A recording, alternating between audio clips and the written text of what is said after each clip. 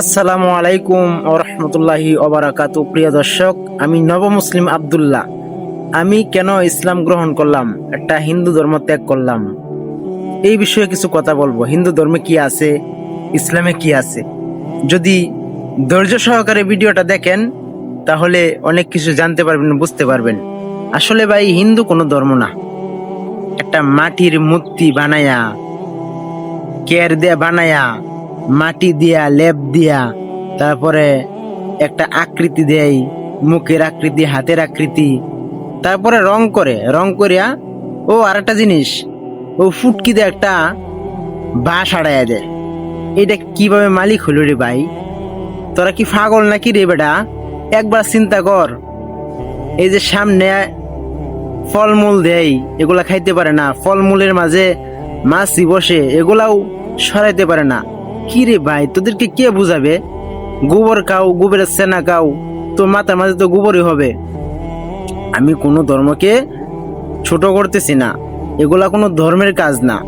এই যে নাচানাচি, গান বাজনা, ফালাফালি, লাফালাফি, ইতরামি, ফাইজলামি, লুচ্ছামি, এগুলা ছাড়া হিন্দু ধর্মে কোনো কিচ্ছু নাই রে ভাই। এটাতে কোনো কিচ্ছু নাই। একটা মানুষ যখন মারা যায় তাকে শ্মশানে নেওয়া হয়, নিয়ে তাকে কি করা হয়? পুড়ে ফেলা হয়। দুনিয়াতেই দেখাইতেছে আল্লাহ যে তোমাদের দুনিয়াতেই পুরানো হয়েছে, আখেরাতেও তোমাদেরকে পুরানো হবে। তারপর বুঝতেছেন, একটা মানুষ যদি শ্মশান থেকে আসতে পারতো 30 সেকেন্ডের জন্য যদি আসে বলতে পারতো যে তোমরা ইসলাম গ্রহণ করো, তাহলে প্রত্যেকটা মানুষ ইসলাম গ্রহণ করত। কিন্তু দুনিয়াতে হচ্ছে পরীক্ষার হল। ইসলাম সত্য, এটা আমি প্রমাণ করব। আল্লাহ কোরআনে বলছেন, ইন্না দ্বীন ইনদাল্লাহিল ইসলাম, আমার কাছে একমাত্র মনোনীত দিন ধর্ম ইসলাম। ইসলাম ছাড়া যত ধর্ম আছে একটাও গ্রহণযোগ্য হবে না। এটারও আয়াত আছে, ওয়ামাই ইয়াবতাগি গায়রাল ইসলামি দীনান ফালাই ইউকবালা মিন ওয়া হুয়া ফিল আখিরাতি মিনাল খাসিরিন। যারা নাকি ইসলাম ব্যতীত অন্য কোনো দিনকে অনুসরণ করলো, এটা আমার কাছে গ্রহণযোগ্য হবে না এবং সে হবে আখিরাতে ক্ষতিগ্রস্তদের অন্তর্ভুক্ত। ওয়া হুয়া ফিল আখিরাতি মিনাল খাসিরিন। এরকম অসংখ্য আয়াত আছে ভাই। তো যারা বলতেছেন ইসলাম কোনো ধর্ম না, এটা একটা সংগঠন, আপনাদের তো বিন্দু পরিমাণ জ্ঞান নাই, বুঝছেন? আমার রাসূলকে নিয়ে কটূক্তি করবেন না, আল্লাহকে নিয়ে কটূক্তি করবেন না, আমাকে যা পারেন গালি দিবেন, ঠিক আছে? কিন্তু এগুলা যখন করবেন তাহলে কিন্তু উপায় থাকবে না, সামনে আয়সা করতে পারবে না রে ভাই। তোমরা যারা আমার রাসূলকে নিয়ে কটূক্তি করতেছো, আল্লাহকে গালি দিতেছো, পারলে সামনে আসো, সামনে আইসা এগুলা করো। তোমরা তো মিয়া কাপুরুষরা সবসময় পিছন থেকে কথাবার্তা বলে। বীর পুরুষ যারা সামনে আসবে, কাপুরুষের পরিচয় দাও, কোনো বীর পুরুষের পরিচয় দাও।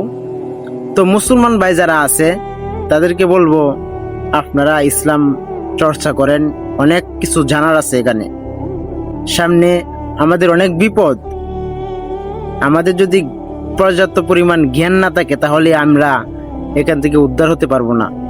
সবাই আমার জন্য দোয়া করবেন, আমার বাবা মার জন্য দোয়া করবেন, তাদেরকেও যেন ইসলামের প্রতি আনতে পারি। তারা তো বুঝতেছে না, তারা বাপদাদার ধর্ম করতেছে, কোনো কিচ্ছু জানে না।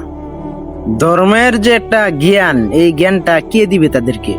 ওই যে এক ব্রাহ্মণ, ব্রাহ্মণে যা বলে তাই শুনে। ব্রাহ্মণে বলে, এই বই তোমরা পড়তে পারবে না, এই বই পড়লে তোমাদের চক্ষু কানা হয়ে যাব।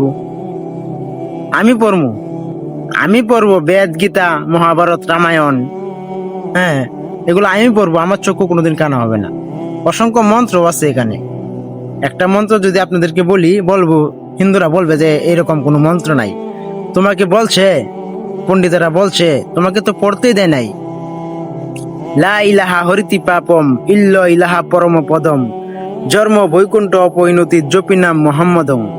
এরকম একটা মন্ত্র আছে যে লা ইলাহার আশ্রয় ব্যতীত পাপ মুক্তির কোনো উপায় নাই, আল্লাহর আশ্রয় প্রকৃত আশ্রয়। এবং তুমি যদি বৈকুণ্ঠ নামক স্বর্গে যদি তুমি সুন্দর জীবন পেতে চাও, তাহলে হযরত মুহাম্মদ সাল্লাল্লাহু আলাইহি ওয়াসাল্লামের জীবন আদর্শ মেনে নাও। কিন্তু এটা অধিকাংশ হিন্দুরা অস্বীকার করবে। তো যাই হোক, মুসলমান ভাইরা আমার পাশে আছেন, ঠিক আছে। আমি ইসলাম গ্রহণ করার কারণে আমি বাড়ি হারা, বাবা মা হারা, আত্মীয় স্বজন হারা। হ্যাঁ, আজকে প্রায় 8 থেকে 9 বছর হয়েছে ইসলাম গ্রহণ করছি, একটা মাদ্রাসাতে আছি, জ্ঞান অর্জন করতেছি। যদি সম্ভব হয় আপনারা আমার সাথে যোগাযোগ রাখবেন।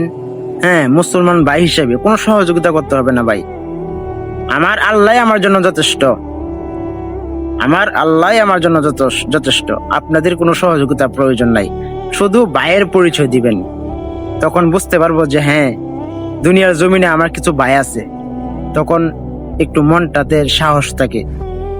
এটাই, টাকা পয়সা অর্থ সম্পদ এগুলা কোনো কিছুই না।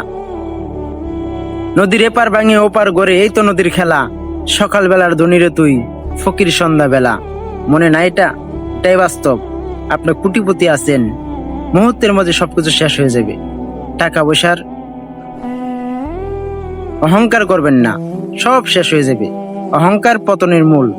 এজন্য বলতে সবাই আমার জন্য দোয়া করবেন, ঠিক আছে। আমার সাথে যোগাযোগ করবেন। আমার ফেসবুক আইডি আছে, ফেসবুক লিংক আছে, ফেসবুকে যুক্ত হতে পারেন। এটা হচ্ছে আমার ইউটিউব চ্যানেল। সবাই ভালো থাকবেন।